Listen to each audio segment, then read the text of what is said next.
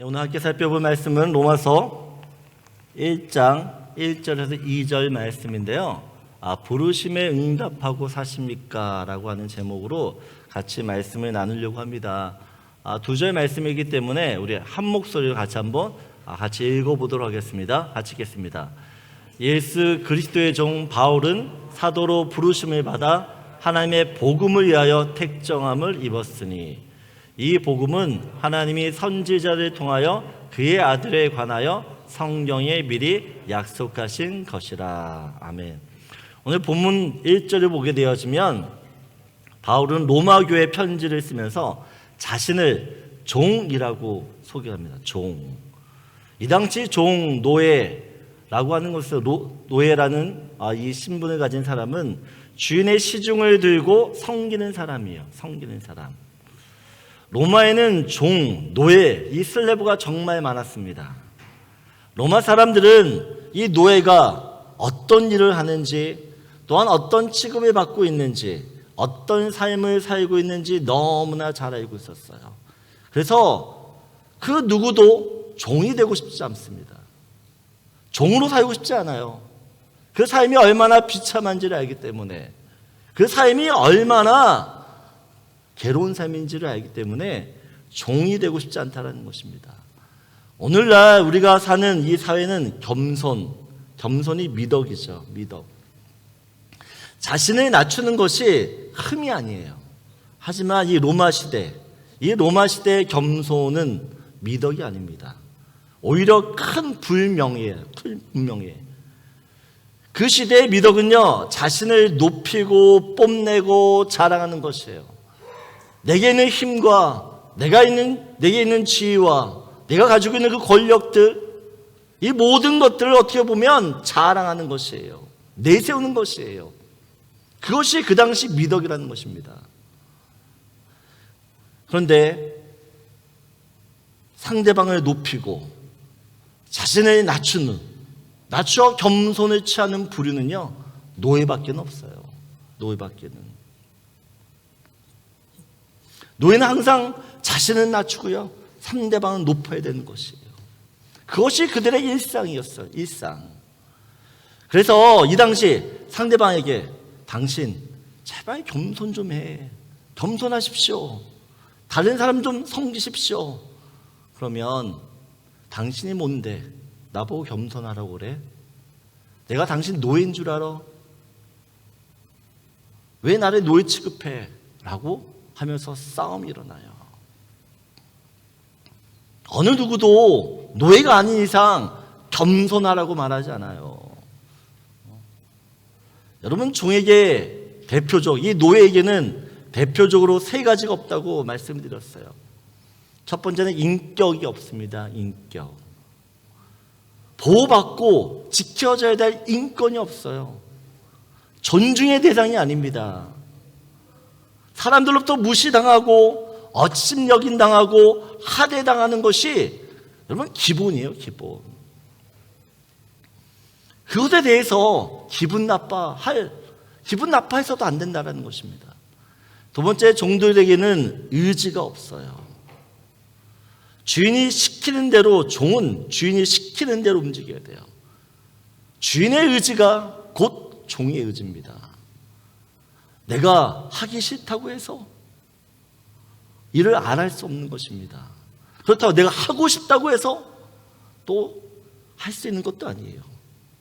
오직 종에게는 주인의 의지에 따라 가고 오고 서고 멈추고 이것이 결정됩니다.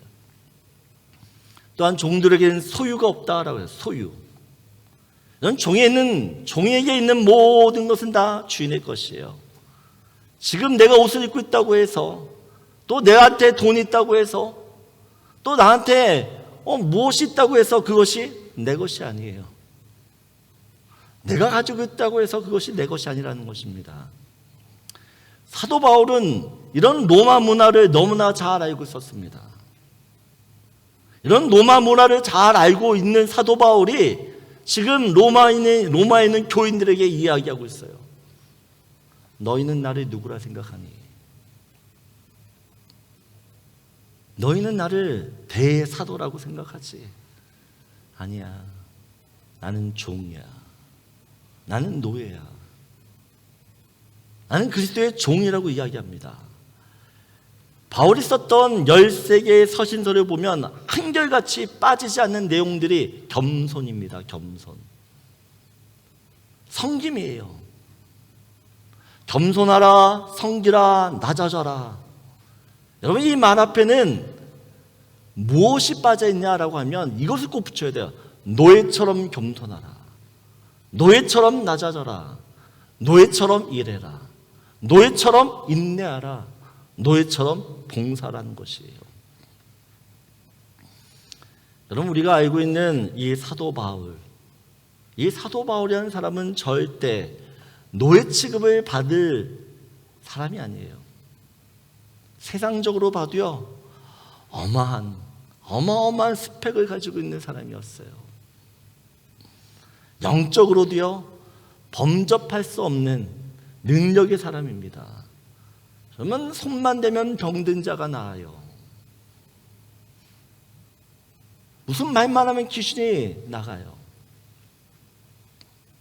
그런 바울이 자신을 누구라 이야기하느냐?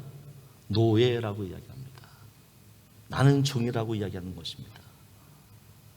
바울이 왜 자신을 예수님의 종이라고 소개를 하는가입니다. 왜냐하면 예수님께서 먼저 우리의 종이 되셨기 때문에 그렇습니다. 예수님께서 먼저 여러분의 노예가 되셨어요. 여러분, 창조주 하나님께서 피조물 앞에 무릎을 꿇으신 걸 아세요? 창조주이신 그 하나님이 피조물 앞에 무릎을 꿇으셨어요. 여러분, 세상에 어떤 신도 사람에게 무릎을 꿇지 않아요. 여러분, 그런 신은 믿을 필요도 없는 거예요. 그런데 하나님의 아들이신 그 창조주이신 그 하나님께서, 하나님이신 그 예수님께서 제자들의 무릎을 꿇어요. 제자들 앞에 무릎을 꿇고 발을 씻겨요. 여러분, 이건 절대 일어날 수 없는 일입니다. 단지 발을 씻는다는 차원이 아니에요. 여러분, 예수님이, 그 하나님이 피조물 앞에서 무릎을 꿇고 발을 씻는다라는 것은 하나님의 인간을 어떻게 생각하고 있는지, 어떻게 대우하고 있는지를 너무나 잘 보여주는 대목이에요. 여러분, 우리가 하나님으로부터 그런 대우를 받을 만한 존재인가요? 여러분, 우리가 그렇게 하나님이 무릎 꿇으신 만큼 대단한 사람들이에요.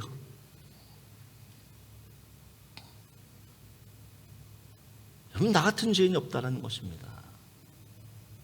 우리는 죄인 중에서 대역죄인이에요.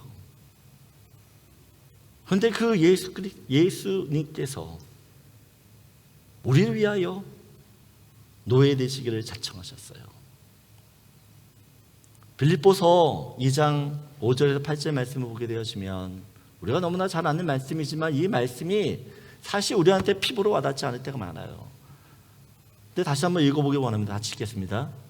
너희 안에 이 마음을 품으라. 곧 그리스도의 예수의 마음이니 그는 근본 하나님의 본체시나 하나님과 동등됨을 취할 것으로 여기지 아니하시고 오히려 자기를 비워 종의 형체를 가지사 사람들과 같이 되셨고 사람의 모양으로 나타나사 자기를 낮추시고 죽기까지 복종하셨으니 곧 십자가에 죽으심이라.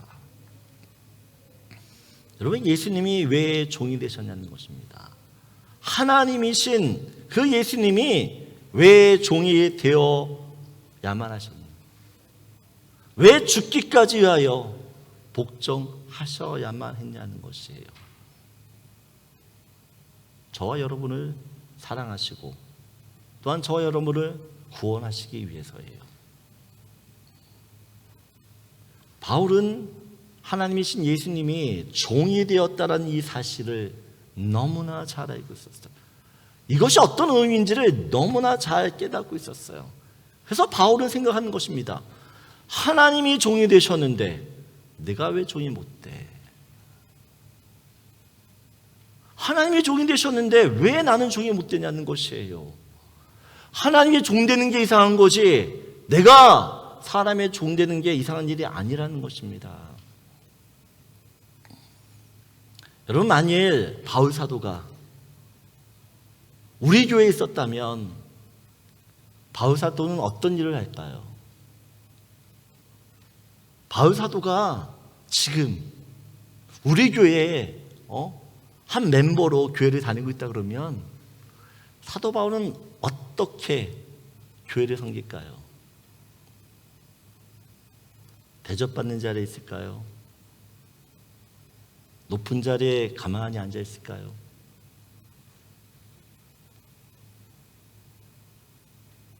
아마도 사도 바울은 여전히 종된 자리에서 다른 사람들을 죽도록 섬기고 있었을 겁니다. 가장 낮은 자리, 빛도 없이 이름도 없는 그곳에서 주의를 열심히 섬겼을 것이에요. 그럼 바울을 보면서 종이 된다는 것이 이런 의미였구나. 우리는 잘 배웠을 겁니다. 저는 우리 교회가 바울처럼 종이 되기 원합니다. 아멘이세요? 저는 우리 교회 안에 성도님들이 이런 종이 되시는 분들이 많이 생겨나길 원해요. 이런 교회는 섬기는 곳이라고 이야기합니다. 섬기는 곳. 교회는 대접받는 곳이 아니에요. 교회가 섬기는 곳이 되려면 예수님처럼 낮아져야 됩니다. 내가 이만큼 낮아지면 되겠지 하는 정도가 아니에요. 내가 이 정도까지 낮아져야 돼? 여러분, 이 수준까지 내려가셔야 돼요. 사실은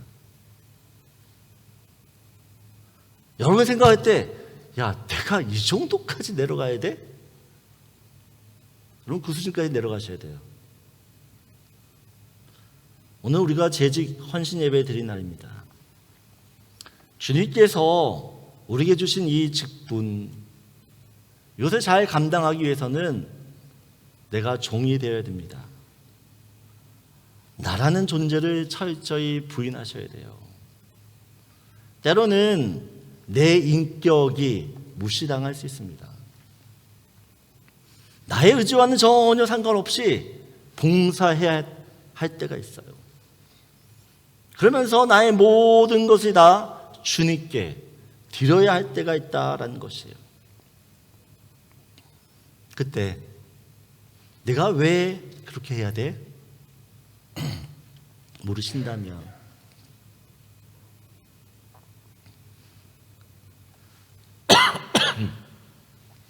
아직 예수님의 은혜를 내가 모르기 때문에 그래요. 내가 왜 그렇게 해야 돼? 라고 묻는다면 우리는 아직도 예수님께서 나한테 베풀어 주신 그 은혜를 모르고 있는 것이에요. 예수님께서 내게 베푸신 은혜를 안다 그러면 그 은혜를 베풀기 위해서 그분이 걸어가신 그 길을 정말 내가 안다 그러면 여러분, 우리는 종이 될 뿐만 아니라 종의 할아버지도 돼요. 저는 우리 교회가 바울처럼 종이 되어 이 주님의 몸된 교회를 아름답게 섬기는 은혜가 있길 원합니다. 주님 우리에게 원하시는 부분들이에요. 주님이 낮아지셨기 때문에 우리 보고도 낮아지라고 이야기하시는 겁니다. 오늘 1절을 보게 되어지면 이렇게 이야기합니다. 우리 한번 같이 읽겠습니다. 예수 그리스도의 종 바울은 사도로 부르심을 받아 하나님의 복음을 위하여 택정함을 입었으니 라고 이야기합니다. 바울은 자신을 종으로 소개하면서 또 다른 표현을 합니다. 사도로 부르심을 받았다라고 이야기해요. 사도의 의미가 목사, 전도사, 선교사, 장로와 같은 직임으로 생각할 수 있지만 이 당시 사도의 헬라어 뜻을 보게 되면 보내다, 파견받다라는 뜻이에요. 그래서 사도란 누구냐라고 하면 보냄을 받은 사람입니다. 파견받은 사람이에요.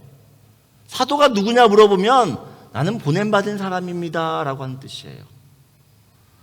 여러분, 사도로서 내가 보냄받은 사람으로서 그 역할을 감당하기 위해선 세 가지 이해가 있어야 됩니다. 세 가지 이해. 첫 번째는 누가 보냈냐라는 것이에요. 누가. 나를 보내시니가 누구냐는 것입니다. 둘째는 누구에게 보내졌는가입니다. 내가 지금 누구한테 보내졌나라는 것이에요. 세 번째는요, 왜 보내졌는가요? 왜? 내가 무슨 목적으로 그곳에 또 그 사람한테 보내졌는가? 이 세 가지를 모르면 내가 부르심을 받았다 말할 수 없습니다. 그런데 모든 그리스도인은 사도 바울처럼 부르심을 받은 사람들이에요. 아멘이세요? 여러분은 다 하나님께 부름받아서 지금 이 자리에 와 계신 거예요. 모든 그리스도인들은 바울처럼 부르심을 받은 사람들이에요. 그런데 똑같이 부르심을 받았는데 누구는 바울처럼 살고요, 누구는 세상 사람처럼 살아요. 같은 부르심을 받았는데 어떤 사람은 사도 바울처럼 위대한 인생을 살고 어떤 사람은 세상 사람들처럼 그렇게 살다가 죽느냐는 거죠.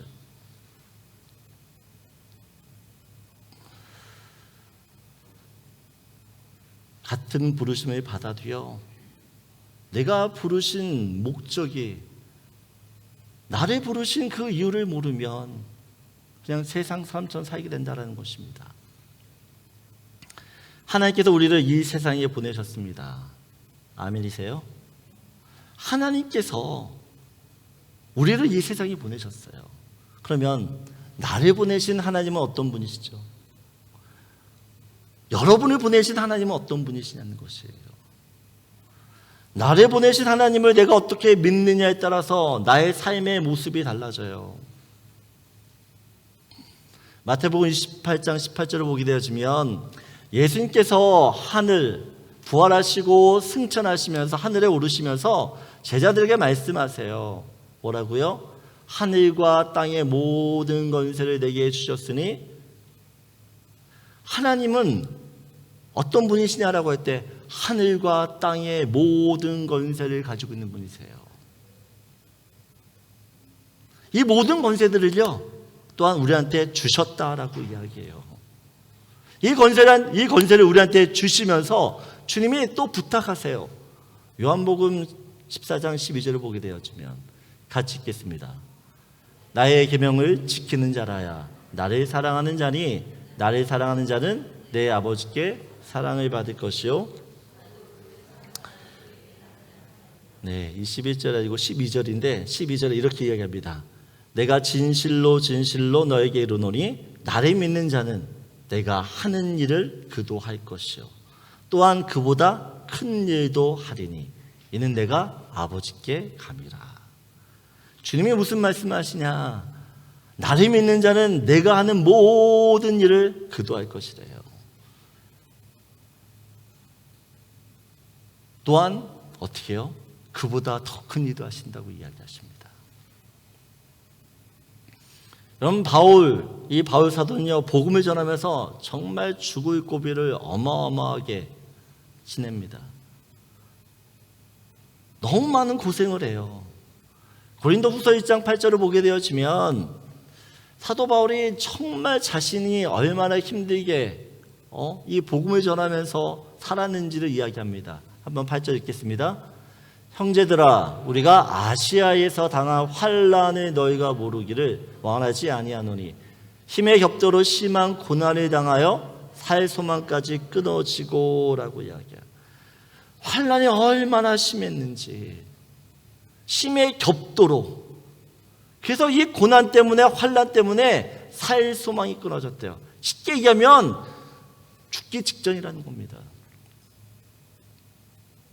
거의 죽었다는 뜻이에요. 근데 사도 바울이 그때에도 낙심되지 않아요. 왜냐하면 자기를 부르신 그 하나님은 어떤 하나님이냐? 이 모든 환난, 이 모든 핍박을 이길 수 있도록 위로와 힘을 주시는 하나님이시기 때문에 그래요. 저는 우리에게 모든 재직들이 하나님을 알기를 원합니다. 나를 보내신 분이 어떤 분인지를 알게 되면 여러분 이 세상을 살아가는데 두려움이 없어요. 걱정이 없어요. 하나님께서 이 하늘과 땅의 모든 권세를 주면서 여러분 우리를 어디로 가라고 하십니까? 우리를 어디로 보내세요? 땅 끝입니다. 세상이에요. 우리가 사는 세상은 어떤 세상입니까? 좋은 세상인가요? 악한 세상입니다. 불의와 불법 또한 죄악에 판치는 세상이에요. 하나님께서 악한 세상으로 우리를 보내셨어요. 왜요? 그곳에서 우리를 통해 하시고자 하는 일이 있기 때문에 그럽니다. 여러분 모든 물건에는 목적이 있습니다. 어떤 물건도 목적 없이 만들어지지 않아요. 여러분이 안고 있는 의자도 그렇고 여러분이 입고 있는 옷도 그렇고 여러분 모든 물건에는 지어진 목적이 있어요. 마찬가지로 하나님께서 우리를 창조하셨어요. 여러분 창조하셨다라고 하는 것은 결국 뭐예요? 내게 목적이 있다는 것이에요. 여러분 그래서 우리의 삶의 목적, 인생의 목적을 세상에서 찾으시면 안 돼요. 나를 지으신 그 창조주 하나님에게서 찾으셔야 돼요. 근데 많은 사람들이 인생의 목적을 어디서 찾느냐? 세상에서 찾으려고 그래요. 지위, 명예, 인기, 돈, 성공. 여러분 내가 누구에게서 보냄받았다고요? 여러분 누구에게서 지금 보냄받았어요? 하나님으로부터 보냄받은 사람들이에요. 그러면 하나님한테 물어보셔야 되는 것이에요. 하나님, 나를 왜 이곳에 보내셨어요? 나를 보내신 이유가 목적이 뭐예요? 여러분 밴쿠버에 여러분들이 괜히 이민 온 게 아니에요. 여러분 괜히 여러분들이 이곳에 온 게 아니라는 것입니다. 여러분들 우리 교회에 괜히 온 게 아니에요. 하나님께서 밴쿠버, 여러분을 통해서 이 밴쿠버에 하실 일이 있기 때문에 그래요. 우리 교회를 통해서 여러분이 하실 일이 있기 때문에 주님이 어떻게 해요? 보내셨어요. 목적이 있다는 것입니다. 근데 그 목적을 모르면 그냥 인생을 허비하며 살아요. 큰 범주 안에서 하나님이 우리를 부르신 목적이 있습니다. 베드로전서 2장 9절을 보게 되어지면 같이 한번 읽도록 하겠습니다. 너희는 택하신 왕같은 제사장들이요 거룩한 나라요 그의 소유가 된 백성이니 이는 너희를 어두운 데서 불러내어 그의 기이한 빛에 들어가시게 하신 이의 아름다운 덕을 선포하게 하려 하심이라. 여러분 하나님께서 우리를 부르신 목적이 있는데 그게 뭐냐? 그의 기이한 빛에 들어가신 그 기이한 빛이 뭡니까? 복음이에요. 그 복음으로 인도하신 그 예수님, 그 예수 그리스도의 덕을 선포하는 그것을 위해 우리를 부르셨다라는 것이에요. 그래서 예수가 빠져있는 인생은 그런 공술의 공수거예요. 여러분 인생 가운데 예수가 없는 인생은 의미가 없는 인생이며 또한 만족도 없어요. 여러분 내가 어떤 사람으로 부름받으셨는지를 다시 한번 확인하셔야 됩니다. 바울이 사람들의 비아냥에도 자신을 나는 보냄받은 사람이에요 라고 말할 수 있었던 것은 이 복음에 대한 확신 때문에 그래요. 복음에 대해. 이 복음 때문에 그의 인생이 달라졌어요. 여러분, 복음이 무엇이에요? 오늘도 사도 바울이 복음을 이야기하는데 자기는 복음을 위해 택정함을 받았대요. 택정함을. 오늘 2절을 보면 복음은 이렇게 이야기해요. 복음은 약속이라는 것입니다. 약속. 바울에게 있어서 복음은 약속이에요. 그 어떤 약속이냐? 그의 아들, 하나님의 아들 예수 그리스도, 예수 그리스도가 그에게 복음이라는 것이에요. 세상 사람들은 좋은 소식, 복된 소식 이야기하면 좋은 직장 얻었어?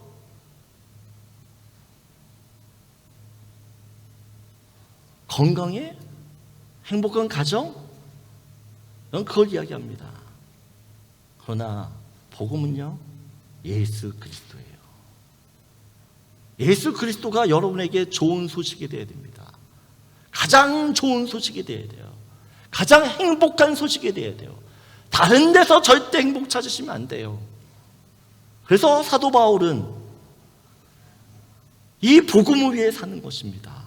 비록 이 일이 다른 사람에게 주목받지 못하더라도 이 일 때문에, 예수 그리스도 때문에 내가 많은 돈을 벌지 못한다 할지라도 괜찮아요.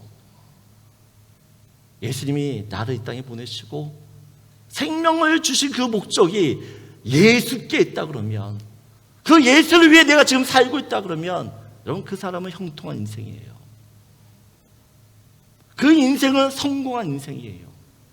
그리고 하나님으로부터 여러분 칭찬받고 또한 상급받는 인생이 될 것이에요. 여러분, 세상에는 하나님의 보내심대로 살고자 애쓰는 사람들이 참 많아요. 참 많아요. 어떤 목사님이 하신 간증을 들었어요. 본인이 청년부 사역을 하시는데 대기업 이사, 청년인데 대기업 이사였대요. 근데 어느 날 회사를 그만뒀다라는 것입니다. 그 청년이 이야기합니다. 모든 사람이 자기를 부러워했대요. 모든 사람이 그 자리를 탐냈대요. 본인 말로는 한국에서 자신의 신하와 같은 사람이라고 이야기해요. 그때 왜 그 직장 그만둬라고 했더니 그 자리에 있으려고 하면 그리스도인으로서 하지 말아야 될 일을 해야 된다는 것입니다. 내가 예수님처럼 예수님의 제자로 합당하게 살기를 원하는데 내가 거기에 있으면 그렇게 살 수 없다는 것이에요. 그래서 그만뒀다는 것입니다. 그 청년이 받았던 연봉이 2억 이상이 돼요. 여러분은 포기하실 수 있겠어요?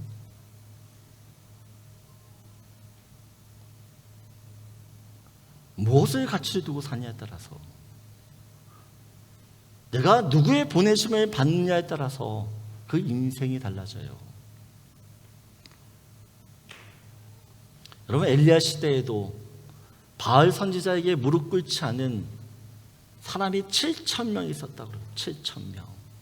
절대 세상과 타협하지 않아요. 왜요? 자기가 어떤 부르심을 받았는지를 너무나 잘 알기 때문에 힘들지만 어려운 길을 가는 것이에요. 저는 여기 계신 모든 분들이 바울 선지자에게 무릎 꿇지 않은, 쉽게 얘기하면 세상에 따라 살지 않는 사람들이었어요. 저는 그런 7,000명 중에 한 사람이 되기 원해요. 바울은 복음, 그 예수를 만나면서 자신을 위해 살지 않아요. 오히려 자신을 살았던 그 모든 인생을요, 배설물처럼 여겨요. 그리고 이렇게 고백을 해요. 로마서 14장 8절이에요. 한번 같이 읽겠습니다. 우리가 살아도 주를 위하여 살고 주를 위하여 죽나니 그러므로 사나 죽으나 우리가 주의 것이로다. 여러분, 여러분이 누구의 것인지를 다시 한번 확인하셔야 돼요. 내 인생이 내 것이 아니에요. 여러분의 인생은 하나님 것이에요.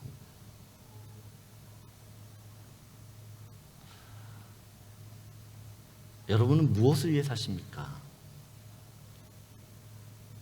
제가 성경 공부할 때마다 이런 이야기를 해요. 집사님, 몇 년 사셨어요? 40년 살았어요. 권사님, 몇 년 사셨어요? 60년 살았어요.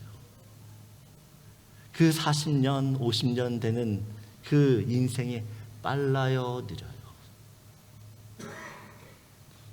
전 집사님, 몇 년 사셨어요, 지금까지? 44년. 빨라요? 44년의 시간이 빨라요, 느려요? 예? 빨라요? 그러면 집사님, 앞으로 44년을 산다고 합시다. 44년 더 살아요. 그 시간은 내가 지금까지 살아왔던 시간보다 빠를까요, 늦을까요? 빨라요? 여러분 기억하세요. 지금까지 내가 살았던 인생보다 앞으로 살 인생은 더 빨리 지나갑니다. 시간이 없어요. 지금까지 여러분이 어떻게 살아왔던 건 중요하지 않습니다. 지금부터라도 복음을 위해 사셔야 됩니다.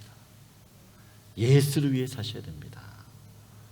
내 인생 중 예수를 위해 산 인생만이 주님이 기억하세요. 무슨 말이냐? 그러면 성경을 보게 되어지면 하나님이 사람을 부르세요. 사람을 부르세요. 근데 하나님께서 그 사람을 부르실 때부터 하나님이 그 인생을 기억하세요. 아브라함이 몇 살 때 하나님의 부르심을 받죠? 75세. 70세, 75세에 부르심을 받습니다. 여러분, 70세 이전까지의 인생은, 아브라함의 인생은 하나님이 기억하지 않는 인생이에요. 여러분의 인생 가운데 하나님이 어떤 인생을 기억하실까요? 나중에 주님이 우리한테 이렇게 이야기하실 수 있어요. 야야, 내가 도저히 너를 모르겠다. 내가 도저히 너를 모르겠다. 주님이 이 말씀을 언제 하셨어요? 주님을 위해서 열심히 산다고 하는 사람에게 주님이 말씀하세요.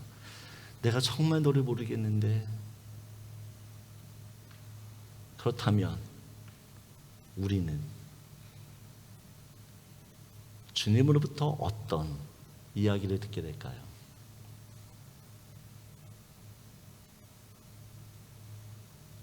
복음은 능력이라고 합니다. 능력. 그 복음을 깨닫게 되어지면 분명한 사실 한 가지는 더 이상 나를 위해 살고 싶지 않아요. 주를 위해 살고 싶지. 저는 여러분들이 복음을 하셨으면 좋겠어요. 예수님을 만나셨으면 좋겠어요. 그리고 내 삶의 목적이 예수가 되길 원해요. 그 삶을 주님이 받으시고 또한 기쁘시게 여기시기 때문에 좀 있습니다.